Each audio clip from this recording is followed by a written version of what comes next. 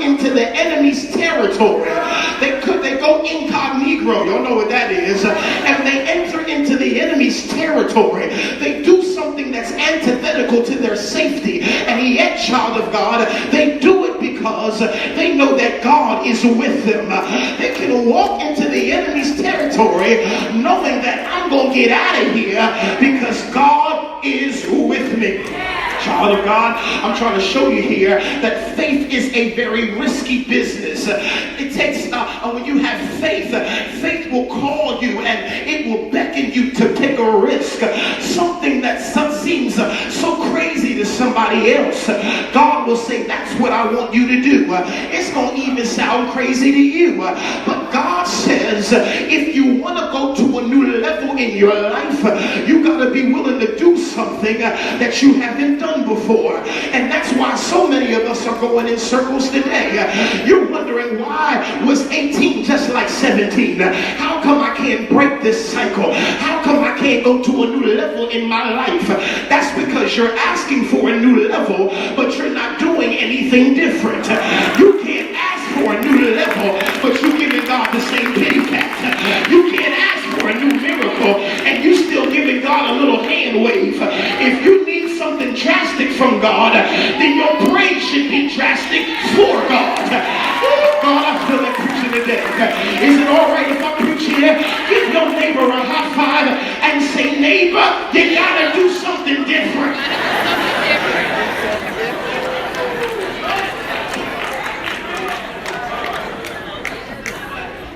But there's a reason why they could take the risk. There's a reason why, Bishop, I believe they're confident in taking the risk. The reason why I know that these two spies are confident in taking the risk. Yes, I know and I believe that they said the Lord walks with me and talks with me. That the Lord is with me, and because the Lord is with me, who can be against me? I know from my Bible holy rollers, y'all like that kind of stuff. But there's a reason. There's a reason why, child of God, I believe these brothers were able to take this risk. Here it is. The Bible lets us know that these individuals, that this isn't their first rodeo, that this isn't the first time they're about to wage war on a city. In fact, the Bible tells us that not only did they defeat the enemy's camp in Egypt, but God has been giving them favor in the last few months, and that they beat the Amorites, and that they beat some people down in Sihon and some other cities, that they had got some small victories before they got to Jericho. The reason why they were able to take the risk and be willing to take the risk, I feel a shout right here, is because they already knew that they had some past victories. And when you have some past victories, it will give you confidence that what's standing in front of you right now can't beat me either. And I'm preaching to somebody here who said, I'm not just shouting off of what God is about to do, but I'm shouting because of the victories that He gave me all year long. This isn't for everybody, but I'm talking to somebody who shouldn't even be alive right now. That your expiration date was in February or March, but look at you now, still sitting here giving God the glory. You ought to do me one favor. You ought to lift your hands. You ought to open up your mouth and shout glory in God.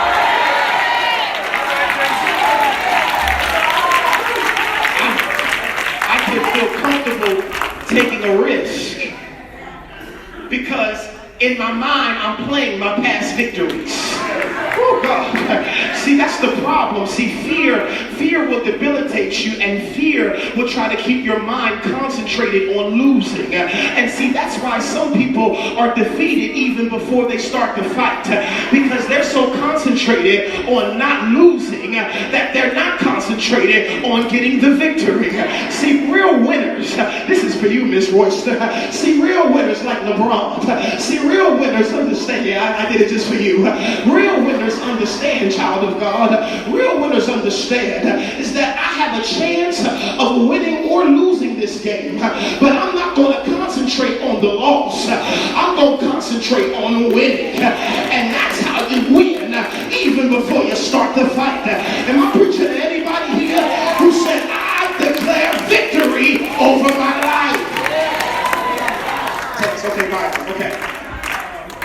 Bible says, I like this, that they go in, but here it is. Bible says they go in the city, but this is going to bless you. It says they go in secretly. Now, I know it makes sense. They're spies, duh. They're supposed to be secret. But when I was doing some study, I realized that there's a nuance with the word secret there.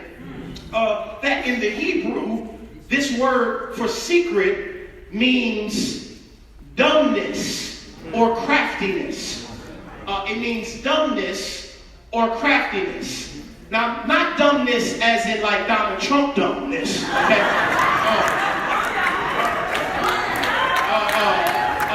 Not that type of dumb, not idiocy dumb. But dumbness as in no talking. A dumb spirit. And so the Bible says that they go in secretly, but watch this. They go in silently. That they don't talk to anybody in the city. They don't let anybody know why they're there. As a matter of fact, the Bible lets us know, we can read into the narrative that they don't even tell Rahab while they're there. They never say anything to Rahab about why they're there. That word secretly means silently. Because here it is, and here's the shout. The shout is because sometimes you can't tell everybody about the plans that you and God got going on.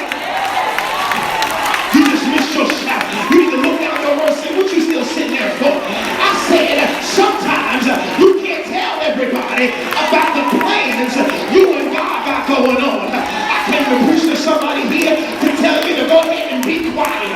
In this season, what you and God have going on is between you and God. You ain't got to say nothing, but when your season comes, everybody's going to know because you'll be wearing your blessings and not talking about it. You know, like pushing it there. You want to give your neighbor a high five and say, neighbor, be quiet and just give God the praise. Just shut up and shout about it because God is on his way.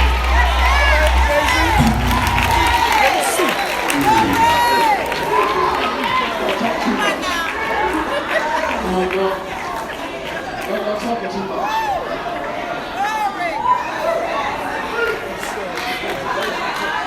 You ain't never heard that the real move is silence. You ain't got to make all that noise. Frank Lucas said the loudest one in the room is the weakest one in the room. You in here talking all that junk and can't back it up. I'm not worried about loud mouths. I'm worried about that quiet person back there. I don't know what kind of anointing they have. I don't know what kind of power they have. Am I talking to anybody here who said this is my season to move in silence? I ain't gonna say much. I'm just gonna praise much.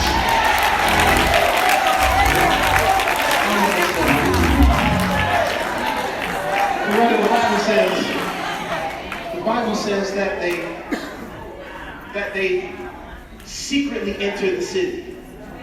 I like this. The reason why I like this is because the text says that when they get into the city, they take safe haven with Rahab. They don't tell her why they're there. But she knew something was wrong. She knew something was wrong because they weren't trying to engage her in her professionalism.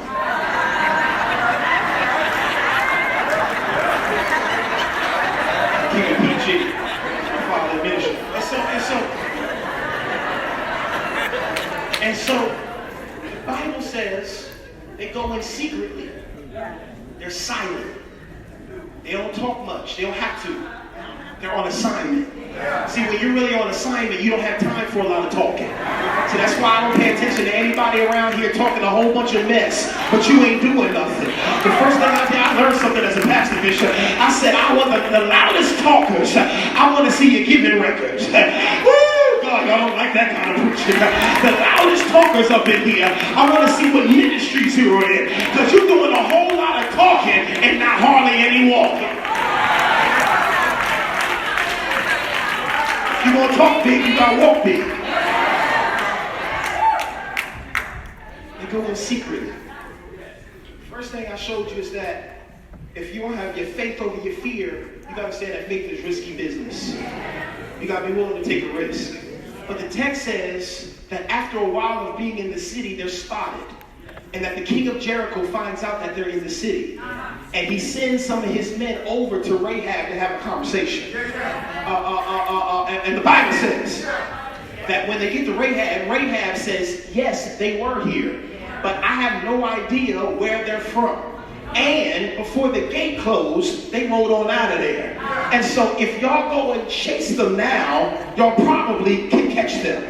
She sends the king on a manhunt for brothers she knows she's hiding. Now here's what messed me up. What messed me up, and this is what I'm going to show you. What messed me up is that Rahab could have got paid for selling them out. She didn't know who they were. She had no relationship with them. And if she told the king where they were, they would have hooked the sister up. But she doesn't sell them out because she sees a bigger plan. Faith is risky, but if you're going to have faith in this generation, you better find some ride or dies. Did you hear what I just said? I said you better find some ride or dies. I know that's cultural language right there, but it's real language right there. You better have some ride or dies in your life. The Bible says that Rahab hides them and that she doesn't even know them. And if she would have dined them out, the king would have hooked the sister up. But something about Rahab saw something on the brothers that she never saw on anybody else. And she put her own life in jeopardy in order to save them. What are you trying to say, Pastor Howard? What I want you to understand is that in this next season of your life, you can only enter into your next level with people who've been there from day one. Don't jump on my bandwagon when I'm on my way into victory. I need you to start with me in the valley. Start with me when I'm fighting lions and tigers. Come here, David. Don't just shout for me when I slay Goliath. I need you hanging with me when I'm watching my father's sheep. Am I preaching to anybody here who said, I don't need no fickle, two-timing friends in my life? I need some people who are going to ride or die. Even if I'm wrong, you will chastise me later, but fight with me now. That's when you know you got a real friend. That's when you know you got a real ride or die. They're going to tell you you're wrong, but they still going to fight with you anyway. Am I preaching to anybody here who said, I want God to cut away the dead weight? I need some people in my life who I can be myself with and that can hold me accountable to who God called me to be.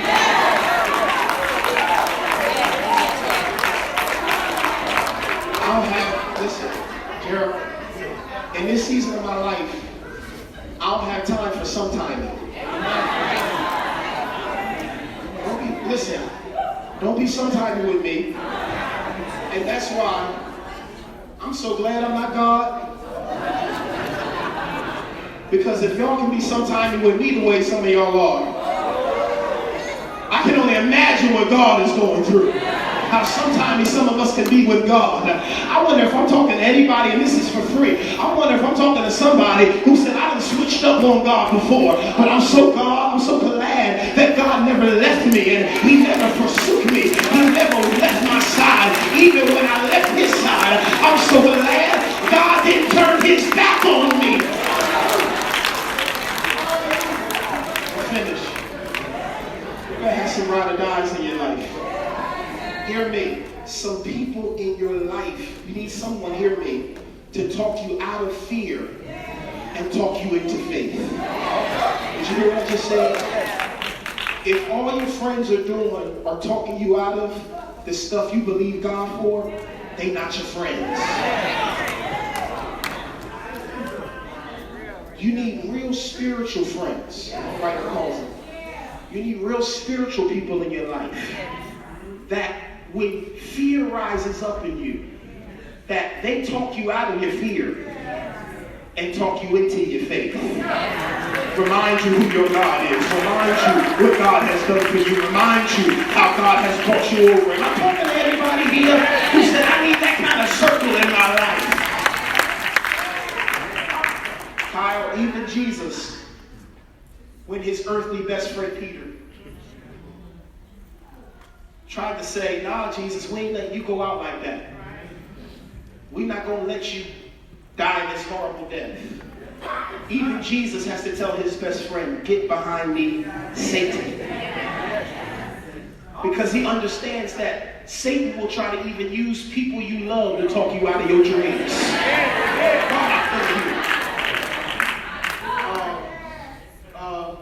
You need some ride or dies. You find some people who will ride with you through this thing. Who are not going to turn their back on you when times get tough. Not going to drop you when you make a mistake. But they're going to make sure that they not only covering you, but they're praying for you. And watch this. Not just pray for me, pray with me. I don't need a whole bunch of people in the season to say that. I'm praying for you, man. No, start praying right now. Pray with me, for real, for real. A lot of people say they're praying for you, they're not praying. They talk good church talk. But you need some people in your life that they will not hang up the phone until y'all pray about it. I'm finished. You gotta find, here it is. Faith is risky. You gotta find some ride or dies. But I leave you when I tell you this, Mount Bethel. Here it is. Here it is, child of God. Faith sees what your eyes can't. Did you hear what I just said? Faith sees what your eyes can't. The Bible says that these two spies, they go into enemy territory. They take a risk. And while there, the king finds out that they're in the city. I love this child of God because he rose up on Rahab. He says, give them up. She says they ran out. They run after them. She goes back into the house. She hid them in a roof-like area. She put some shingles and some stuff over them to hide them. And the Bible says that before they went to sleep, she said, now wait a minute. I'm hooking y'all up. Now I need y'all to hook the sister up. They said, what you talking about, girl? She says, I know who you are. The gig is up. I know where y'all come from. Y'all from the tribe of Israel. We heard about y'all. We heard about what God did for y'all at the Red Sea. How he parted the seas and swallowed up your enemies. We heard about what you did to the Amorites and what you did to some of the people in these other cities. And I need what y'all got. Y'all can't just leave me here like this, because I know the Lord, your God. He is the God of the heavens and the earth. That's shouting material all by itself. But can I tell you something, child of God? Isn't this crazy that the spies, here it is, the spies were there to spy out the land. Isn't it crazy? They were there to spy out the land. But a woman that they ran into saw the anointing on their lives. And she said, why y'all still spying when God already gave you the land? I know this land belongs to you. And so y'all don't need to spy anymore. Y'all need to just get up and come get it. What do you say, coward? Isn't it amazing that sometimes people will see the anointing on you before you can see it on yourself? Am I talking to anybody here who said, I'm so glad I got people in my life that can see destiny on me, can see anointing on me, they can see joy on me? Y'all not talking back to me. Give your neighbor a high five and say your faith has to see it before your eyes can see it. Am I talking to anybody here today who said my faith is set up in such a way that I don't have what I want from God, but the one thing I have is this faith of mine, and as long as I have faith, I have what I need to get through the day, because the Bible says that faith is the substance of things hoped for, and it's the evidence of things not seen. I might not have what I'm believing God for, but I have my faith, and as long as I got faith, I got what I need from my God. Good afternoon, y'all. May the Lord our God bless you real good. But is there anybody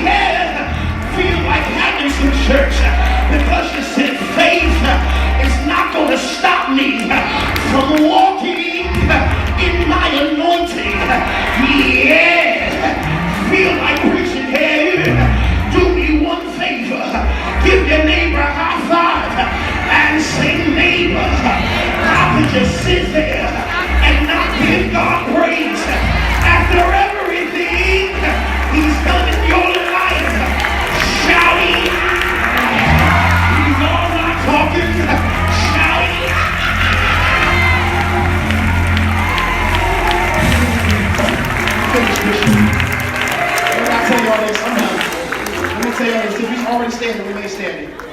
Let me tell you this. My mentor, one of my big brothers rather, out of Baltimore, he told me a powerful story I want to share with you. He said, one day, Jay, I was on my way to the hospital to visit a member. And he said, I was suited and booted because I was coming from service. He said, so I went to visit this member. I went to see her, prayed with her, and I was leaving out, and I was on the elevator, and it stopped on whatever floor it was. He said, this sister got on. He said, sister was bad, Jay. She had a St. John suit on. She had a little lab coat on. He said, I had to pray about it. He said, so I looked at her. He said, sister, you just so sharp today. You look really important. She had a little badge on. He said, you look really important. What do you do? And she said, I'm a cardiologist specialist. He said, wow, okay, that's very important. You sound like a bigwig around here. That sounds real important. He said, he said, so you're a cardiologist, you're a heart doctor. And she said, no, I'm not just any heart doctor. I'm a cardiologist specialist. I'm the one they call when all the other cardiologists fail. He said, wow, that's something else. But Kim, this is where I shout. Because he said, she looked at him and said, well, sir, you look mighty dapper today. You look important. You look really important too. What do you do? And he said, oh, I'm the one they call when you fail.